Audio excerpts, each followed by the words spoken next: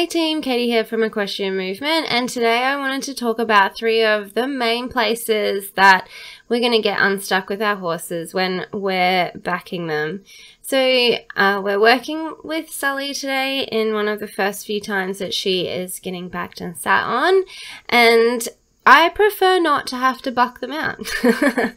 So the way that we work at Equestrian Movement through our holistic horse handling process is what fires wires. So I prefer the horses to be able to choose relaxation, find relaxation, and not have them under so much stress and pressure that their behavior escalates into bucking and bronking and bolting around the round yard, so that we can have the relaxation process wired in instead of the reactive process wired in.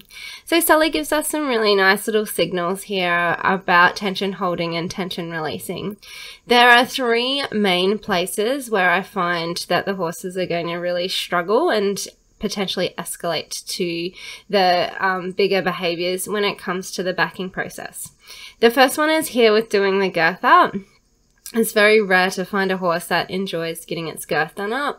And if you've got a horse that starts blowing its belly out into the girth, especially when they've not been backed before, what that can escalate to is they get like really uncomfortable with the pressure that's around their belly as they blow into the girth, and sometimes they'll be okay at the point of actually doing the girth up, and it's not until you hop on them and ask them to walk off, because of the way they've blown themselves out, they kind of like just go into an explosive fit. I'm not entirely sure why, but that is one of the most common reasons that I see for that bronking when we first ride.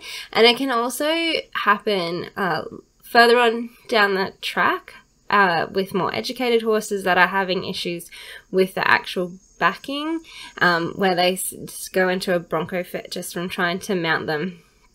So we're looking for tension releasing and tension holding. At the moment, she's fairly relaxed. She's released tension, and then that's why you can see me just doing like regular check-ins with her and getting her to relax. One thing that works really well in my favor is that Sully is an itchy horse. So the best way to get her on board and on my team is by giving her a good scratch. So you can see here where she is holding some tension. She's fidgeting away. She's holding her head up. She's not entirely stoked about the mount right there. So that's where I don't fully commit and swing my leg over. I'm just going to lie across her back, and I want her to just stand still for a little bit. And then as she stands still, I'm going to hop off and get that relaxation back. So it's not until I feel her relax and soften into me that I'm going to swing my leg over and I'm going to hop on.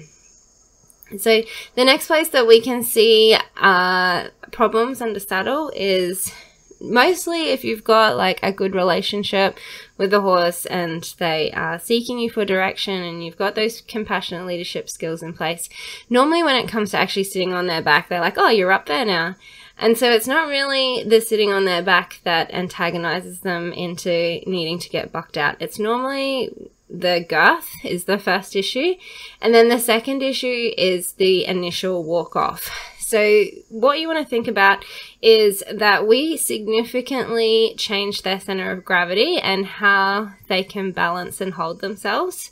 You can see there where she's wiggling the tension out of her ears. So that's some really nice self-regulation work, and that's the importance of our groundwork, is we want our horses comfortable with taking direction, seeking us for direction, and self-regulating before we're going to put ourselves on their back, because that's where, you know, the bucking out happens, is that they don't have emotional agility or self-regulation skills, so they just, you know, react to their experience and their environment when they feel scared or threatened, which is where the bucking and the bolting comes from.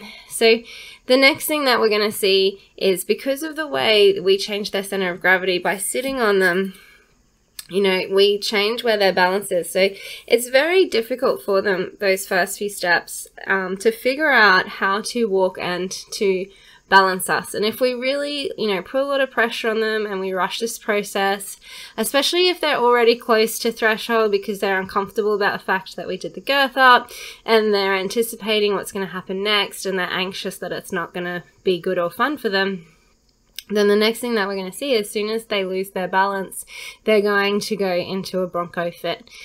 And so what we're looking for is that tension releasing cue and that relaxation. And we also have an inbuilt I'm ready cue. And that's my indication to say, yeah, we're good to go. So the next place that we're going to have issues is when we're pulling the bit to tell them to stop and to tell them to turn. That also puts them off balance, which is why we do a lot of in-hand work with the bitting process before we're on their back, so they're really comfortable with taking direction from the bit. And then once we've got them really comfortable and balanced and secure in the mounting process and the walking process, the next place we're going to fall into problems is the first trot and the first canter. Same issue. How are they going to trying to figure out how to balance us with the way that we change where their center of gravity is? Because the trot and the canter have that moment of suspension where all four legs are off the ground, they really need to have a strong core and center of balance to support us wobbling them around and all over the place. So the trot and the canter, they do take a little bit longer to establish, and I prefer to do it on straight lines first so that they're building up that strength, and especially the first few trots I'll do sitting so that I'm not changing my position on their back and trying to make them figure out how to hold me. That's it from me for today. Until next time, happy trails.